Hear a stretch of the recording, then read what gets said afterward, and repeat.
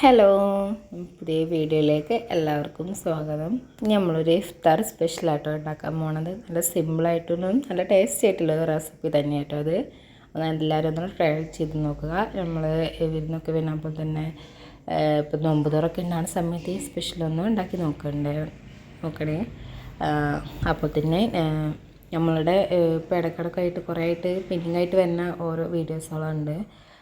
കാരണം കൊണ്ട് തന്നെ ഒരുപാട് സബ്സ്ക്രൈബ് ചെയ്ത ആൾക്കാരൊക്കെ അൺസബ്സ്ക്രൈബൊക്കെ ചെയ്ത് പോകുന്നുണ്ട്. ഞങ്ങൾക്ക് തീരെ വയ്യാഞ്ഞിട്ടാണ് എനിക്ക് വോയിസ് അയക്കാനോ ടൈപ്പ് ചെയ്ത് അയക്കാനൊന്നും പറ്റണില്ല. അതുകൊണ്ടാണ് കേട്ടോ. അപ്പോൾ എല്ലാവരും ഒന്ന് സപ്പോർട്ട് ചെയ്യണേ. അതുപോലെ തന്നെ ഷെയർ ചെയ്യും, ലൈക്ക് ചെയ്യും, സബ്സ്ക്രൈബ് ഒക്കെ ചെയ്യണേ. അപ്പോൾ നമ്മളിത് ഉണ്ടാക്കാനുള്ള ആവശ്യമായിട്ടുള്ള സാധനങ്ങളൊക്കെ എന്തൊക്കെയാണെന്ന് നോക്കാം. എന്നോടൊരു പാനിലേക്ക് കുറച്ച് എണ്ണ ഒഴിച്ചിട്ട് നമ്മൾ കുത്തിയരിച്ച ഉള്ളിയിട്ട് കൊടുക്കുന്നുണ്ട്. നന്നായിട്ട് ഇളക്കി കൊടുക്കുക. നന്നായിട്ട് ഇളക്കിയതിന് ശേഷം നമ്മൾ ചിക്കന് നന്നായിട്ട് ഉടച്ചിട്ടുണ്ടല്ലോ, മിക്സിയിലിട്ട് നന്നായിട്ട് ഒന്ന് ക്രഷ് ചെയ്തെടുത്തത് ഒന്ന് അതിൽക്കിട്ട് കൊടുത്തിട്ട് അമ്പാടൊന്ന് ഇളക്കിയെടുക്കുക.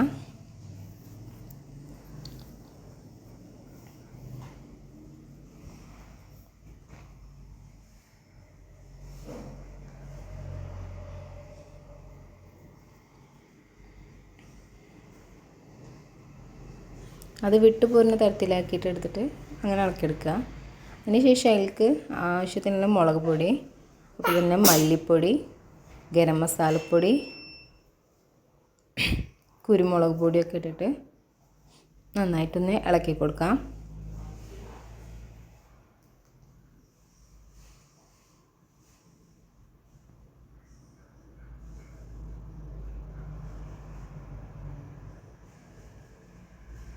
നമ്മൾ ഇളക്കിയതിന് ശേഷം അതിൽ കുറച്ച് വെള്ളം ഒഴിച്ച് കൊടുക്കാം. നിങ്ങൾ എത്ര എടുക്കണം ക്വാണ്ടിറ്റി അതിനനുസരിച്ചിട്ട് വേണം കേട്ടോ നമ്മളിതെല്ലാതും കൂട്ടണേ. നമ്മൾ കുറച്ച് തോനെ ഉണ്ടാക്കുന്നുണ്ടെങ്കിൽ അതിനനുസരിച്ചിട്ടുള്ളത് നിങ്ങൾ ചിക്കൻ ആണെന്നുണ്ടെങ്കിലും ഉള്ളിയാണെന്നുണ്ടെങ്കിലും ഒക്കെ നിങ്ങൾ അതിനനുസരിച്ചിട്ട് കൂട്ടുക. ഞാൻ വെള്ളം ഒന്ന് വറ്റി വന്നതിന് ശേഷം കാബേജും ക്യാരറ്റും നമ്മൾ നന്നായിട്ട് നീളത്തിൽ അരിഞ്ഞത് അതിലേക്ക് ഇട്ട് കൊടുത്തിട്ടുണ്ട്. അമ്പാട് നന്നായിട്ട് നമുക്ക് ഇളക്കിയെടുക്കാം. നമ്മളിപ്പൂ ആവശ്യത്തിനെല്ലാം ഇട്ടിട്ടുണ്ട് കേട്ടോ.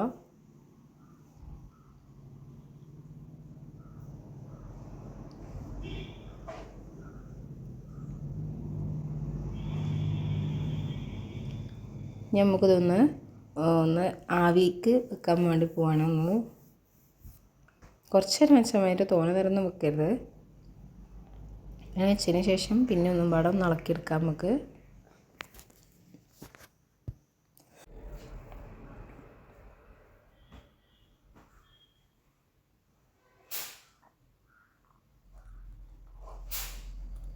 അങ്ങനെ നമ്മളെ മസാല അവിടെ റെസിപ്പി റെഡിയാക്കി കഴിഞ്ഞിരിക്കുകയാണ്.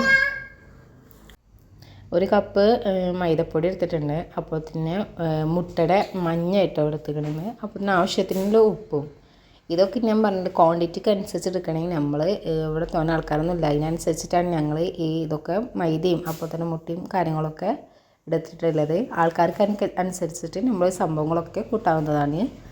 നന്നായിട്ട് ഇളക്കിയതിന് ശേഷം ആവശ്യാനുസരണം നമ്മളതൊന്ന് വെള്ളം ഒഴിച്ചു കൊടുത്തിട്ട് കുഴച്ചെടുക്കാം.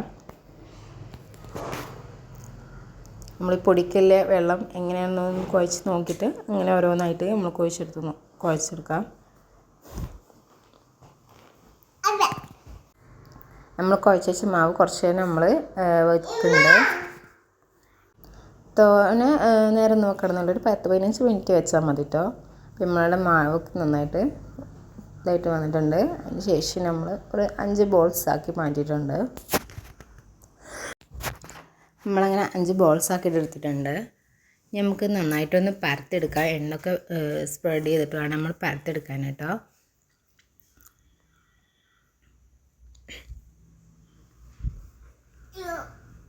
നമ്മൾ പരത്തി വെച്ചതിന് ശേഷം നമ്മൾ നേരത്തെ ഉണ്ടാക്കി വെച്ച മസാല ഉണ്ടല്ലോ അത് ഇതിലേക്ക് നമുക്ക് ഇട്ട് കൊടുക്കാം.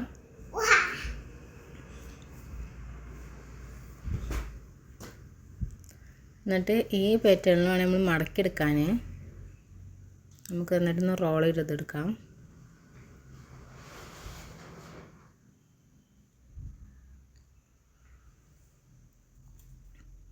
നമ്മളങ്ങനെ മുഴുവൻ നമ്മളങ്ങനെ ഇതാക്കി മാറ്റി വെച്ചിട്ടുണ്ട്. അതിന് ശേഷം ഒരു പാനിലേക്ക് ഒരു 4-5 ടീസ്പൂണ് എണ്ണ ഒഴിച്ചെടുത്തതിന് ശേഷം പച്ചമുളകും അപ്പോൾ തന്നെ വേപ്പിൻ്റെ ഇലയും നന്നായിട്ടൊന്ന് അരിഞ്ഞെടുത്തത് അതിലേക്ക് ഇട്ട് കൊടുക്കുക. അതിൻ്റെ മേലെയായിട്ട് നമുക്ക് നമ്മൾ ഈ റോൾ ചെയ്ത് വെച്ചത് നമുക്ക് അതിൻ്റെ മേലെ വെച്ച് കൊടുക്കാം.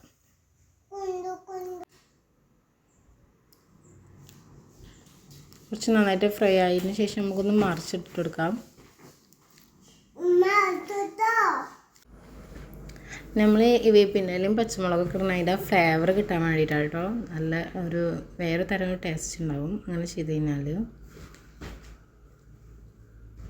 അതിനുശേഷം നന്നായിട്ട് 2 സൈഡിൽ നന്നായി ഫ്രൈ ചെയ്ത് വന്നിട്ടുണ്ട്.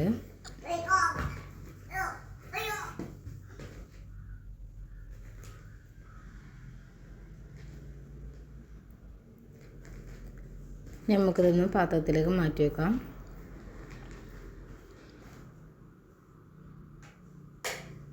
അങ്ങനെ നമ്മൾ ഇഫ്താർ റെസിപ്പി ഇവിടെ റെഡിയാക്കി ഇരുന്നിരിക്കുകയാണ്. നല്ല ടേസ്റ്റ് ആട്ടോ, ഒന്ന് കഴിച്ച് നോക്കണം.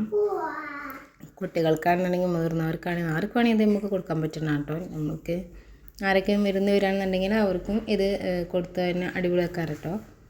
നമുക്ക് സിമ്പിളായിട്ട് ഉണ്ടാക്കാൻ പറ്റുന്ന റെസിപ്പിയാണ്. അപ്പോൾ എല്ലാവരും ഒന്ന് ഉണ്ടാക്കി നോക്കണേ.